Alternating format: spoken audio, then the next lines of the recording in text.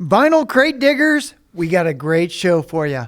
Here on Vinyl Ventures, we like to explore everything. We want to talk about music, but we also want to talk about the value of music and vinyl in particular. Yeah, and when you go, especially at shows, now record stores, a lot of record stores have some value bins. A lot of them have dollar bins, and I have found a lot of good records in a dollar bin. But not all record stores have those. But if you are a record show frequenter, almost everybody there is going to have like a bargain section or $5 record section. And we thought it would be good to just point out some of those value records that Wheels and I have both found at shows and at record stores. And it's as Keith and as we were talking about with Keith earlier, this is a great way to dig into somebody, an artist, like a 70s artist you've never really collected, and take a chance. Yeah, take a chance. $5, $10. It's really not that much of an investment. So yeah, and most of these records we're talking about, I think all of them, you should be able to find somewhere for $5. Yeah, somewhere in that range. It's funny, we've been conditioned to accept the fact that $40 is okay for a record. Oh, before we forget, we want you to go down there in the details there. We want you to subscribe first off, but we also want you to go to that Fourth Wall link. We also want you to go to our social media. On the Fourth Wall link, you can join for nothing, or you can join for however much you want to join for. You can get special behind-the-scenes footage, special videos that we make just for the members, and merch, and special merch. So I love crate digging because a lot of times, especially if you're in like a bargain bin, because inevitably somebody's going to put something in there that they don't want to sell for $1 or they don't want to sell for $5. Yeah. So sometimes you can find something that's worth more or better than just a bargain bin album in those. So that's what makes the hunt a lot of fun. So what's your first example of a good $5-ish album? Oh, the Moody Blues Long Distance Voyager. Nice. And this is not a throwaway album. There are a ton of great songs on this. Yep. And it's a gatefold too. And it's a gatefold. Got some nice artwork here. Yeah, I've always loved the artwork on this album. Yeah. And you can sing along with every song. Yeah. Why not? Why would you not? I mean, the Moody Blues. Yeah. So that's just one you can pick up for $5. Give them a shot, give them a listen, and it's kind of progressive, ethereal music. Yeah. Yeah. But it's good for maybe sitting around the house having a morning coffee. Yeah, like it's just a good entry point into a band because the Moody Blues been around forever, had quite a few hits. Most people, and they do lean more progressive, but there's other poppy and rock type stuff. So that's a good example. Do you want me to give you one of mine? Yeah, put one of yours up there. Well, here is Mr. Kenny Rogers, and this is a Kmart. This has the shrink on it still. But it's been opened. But this is a Kmart price tag. This was $7.79 from Kmart. $7.79. That's an interesting price. Yeah, and this also, much to my enjoyment, has the original hype sticker on it. But Kenny Rogers, greatest hits. He was like the guy. He was like the country pop crossover guy in the 70s, and. You can find his stuff. I mean, he put out so many records. You can find his stuff pretty reasonably. And like we always say, greatest hits is a good cross section. Yeah, that's for a an great artist. cross section. A good way to jump into their oeuvre, if you will. And I think you will. And how about an 80s band, Heaven 17, and they're kind of a dance band along the lines of ABC maybe? Yeah, and this is definitely the 80s. Oh, yeah. Look at the colors. Look at that. I've had this since it came out. There's a great song, Fascist Groove Thing. Yeah. Which kind of sets the tone for a political situation going on. This what? Oh, it's Virgin Records too. Yeah, Virgin Records. Cool. Yeah, man, you just never know. And the one thing that I am always shocked by being a record guy anymore is that everybody made an album.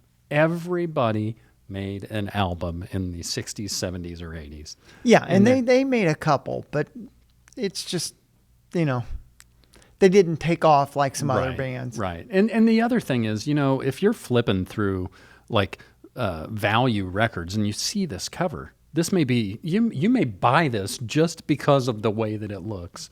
And Value Records, again, there's so Take many a chance. Yeah, there's so many people interconnected between bands and things like that you never know. It could be the next big discovery for you on your musical journey. So that's a good one. Here's one that I think is worth every bit of $5. This is Mr. Michael McDonald, and you can find this cheap. You can find some McDonald era Doobie Brothers cheap usually too, but Doobie Brothers are a very underrated band. But anyway, this guy was all over not just his own solo stuff, but he was singing backing vocals for Steely Dan and all kinds of people in the 70s. And then he joined the Doobies after their original singer left for a while. But you can almost find a good copy of Michael McDonald or something Michael McDonald is singing on for a decent price.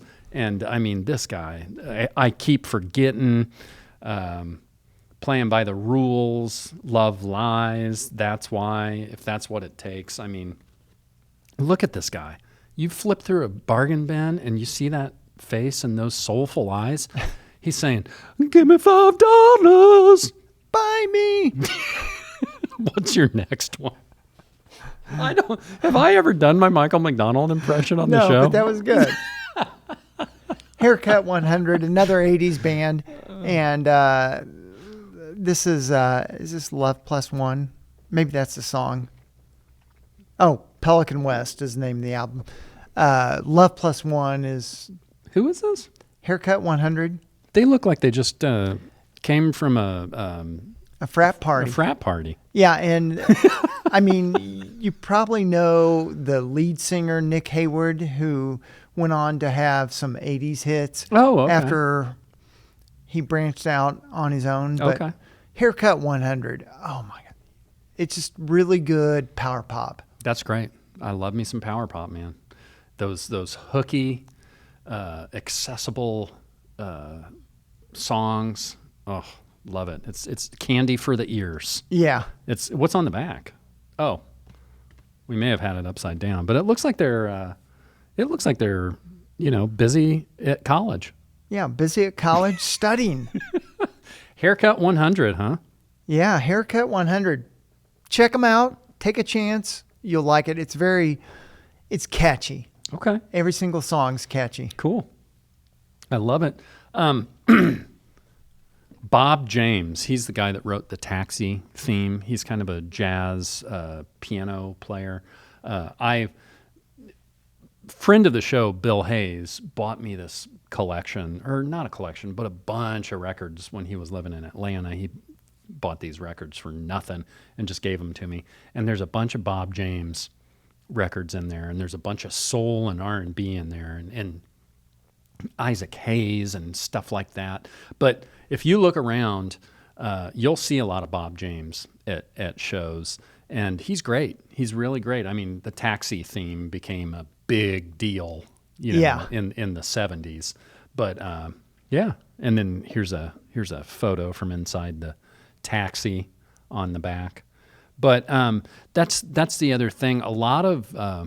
There's a lot of instrumental music that's pretty cheap to get into too. So if you're trying to dip your toes into some jazz or trying to dip your toes into some fusion or any of that stuff, you can always find something in those genres in the value bins. And I just love it. It's Bob James. It's the Taxi theme. It's the Taxi theme. What's not to like? I would whistle it, but I'm going to spare you. So quarter flash. Yes. Take another picture. And they always did these bizarro covers. This But- looks like they're trying to do Sergeant Pepper. Yeah. Here. And I picked this up for $1. And the Did you? vinyl looks like it's been played maybe twice. Really? Yeah. That's cool. That's another thing. I mean, sometimes if you're a collector and you're looking for something in particular, you're going to be picky about the quality. You're going to be picky, at least I'm going to be picky about the jacket, maybe the inner sleeve, and the quality of the media. But if you're only spending $1 or $5 on it, you can let a few of those things go, especially if it's something that you find that you like. Yeah. You can always go out and search and find a better copy of it. And Quarter Flash is one of those bands I heard in high school, but I never really dove into. So I'm like, $1, I'll try this Yeah, out. what do we got on the back here? Oh, it's kind of a close-up of one of the mannequin heads. Yeah, one of the heads. Well, like we said, do you have any others you want to pop Yeah, up here? we'll real quick? just talk really Okay, quick yeah, about yeah. these. Head East. Yep. I love pancakes. I don't always eat pancakes, but every time I see a picture of one, I'm like, oh, pancake sounds And good. I think it's a Detroit band. Flat as a pancake. There Yeah, they that's are cool. eating the pancakes. I don't see that often. That's cool, though. Yeah, they've got another one that's like a road sign. Oh, do they? It's like a diamond road sign, Head East. Okay, cool. And then you got a classic down there. You got an absolute classic. Anything else about Head East? Nah, they were a band that I heard another like Quarter Flash, Mm-hmm. another band that I heard a bunch in high school, but I'd never really dove into. Mm-hmm. I don't know how much I picked it. It was under $5. That's cool. That's great. Here's a absolute banger, and it's a good one to end on. It's the Rock Pile record, Seconds of Pleasure. And you may have to search for this one a little bit to find it for $5, but I'm gonna guess it's gonna be tough to find this for $5, but it's not gonna be too expensive. And we have talked about this record in the past. It is worth whatever you end up paying for it because it is start to finish a fantastic record, right, Wheels? oh, it's so super. Yeah. Nick Lowe. It's just Dave Edmonds, who I believe just passed away. Did he not? Yeah, I think that's right. Yeah. So that's a bummer. But man, this is one of those, and I love these pictures of them just not taking themselves seriously in there. This is one of those bands, man. This is one of those records that you hear people mention it all the time, especially record people, and you don't see it all the time. Yeah, and you may not find it in the value bin. It may be more like $10. Yeah, but whatever, like I said, whatever you pay for this one, It's worth it. Absolutely worth it. Go out and listen to it first. That's a nice thing too. You can listen to most of this stuff on streaming services or YouTube before you even commit $1 to it. So, I mean, back when we were growing up, you had to buy the whole album Then- or a single Yeah. or a 45 before you bought the whole album. But it's always fun to dig through crates of records, and there is so much stuff out there. And I'm just glad I'm glad we took the opportunity to talk about some value vinyl. Value vinyl. Value vinyl? VVVV. VVVV 5555. So what we want you guys to do is tell us what your favorite vinyl value records are. We want you to go to our socials and communicate with us. We want you to go to that Fourth Wall link down there, and we want you to join that and become a member of that community. What else do we want people to do, John? Like, subscribe, share, And comment. and comment. And most importantly, listen to those records.